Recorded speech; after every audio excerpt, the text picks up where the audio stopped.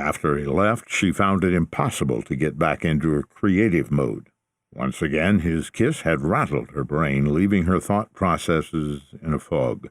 Maybe he thought that kiss would help him sleep better, but she had a feeling that sleep for her wouldn't come so easily. Finally, she gave up, vowing to make an early night of it and start again tomorrow. The thick, woody trunks of the aged privet hedge had twisted and entwined through the nearly as aged chain-link fence to form an impenetrable wall behind the white two-story clapboard house on the other side of the fence. Her nerves were on edge, but Savannah stood patiently, silently behind the hedge. She dug out her cigarettes and matches, tapped one out of the pack and stuck between her lips, lifted her jacket to hide the flare, and struck the match. Sucking in the first short puff calmed her. Everything was about control. Most people had no control. Kristen, tall, slender, raven-haired, her athletic body attesting to hours spent in the volleyball court and cheerleading practice, Savannah could picture her now, her nude body spread out on the bed waiting for, anticipating the taking.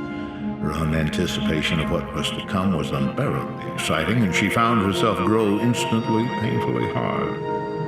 The erection pulsed against the restraint of her jeans, and she reached down to ease the pressure, and then yanked her hand away. No, she had to maintain control.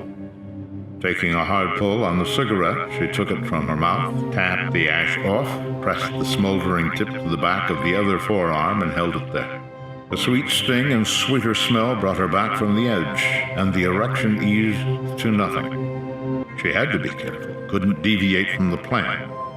Kristen's time would come soon, but for now, Savannah had to finalize her plans. The sound of a powerful V8 rumbled in the distance, moving her direction. It was time to go.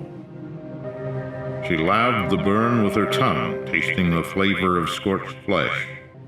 Savannah got in the van. She made her way through the quiet streets toward the room where, what was her name again? Not that it mattered, waited impatiently for her return.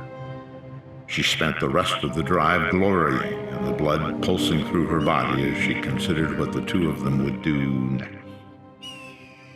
Savvy jerked awake, her stomach roiling, sweat drenching her body despite the coolness of her room.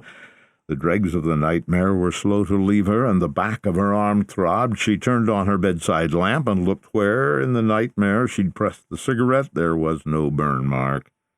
But she would swear the skin seemed red and swollen. She touched between her legs, still caught so deep in the nightmare that she wasn't sure she wouldn't feel an erection there. Oh, God, no. It was happening again. Afraid that she was going to throw up, she grabbed for the wastebasket.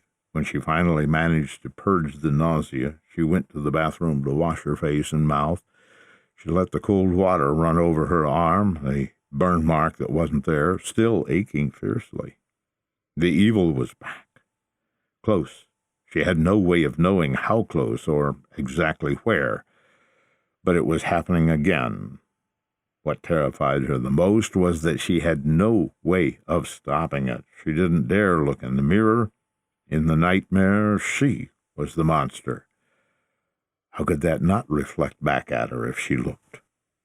Savvy had been in high school before she came to understand that the nightmares had been of actual events, channeled into her subconscious, casting her in the leading role of someone else's psychotic mind. It was a little late in life to realize that the horror she'd seen in some of her nightmares was connected to an actual person. But she still hadn't been able to present any proof that she could take to the authorities. No, telling people never solved anything, so she sat in her kitchen, hands wrapped around a hot mug for warmth, and waited for dawn.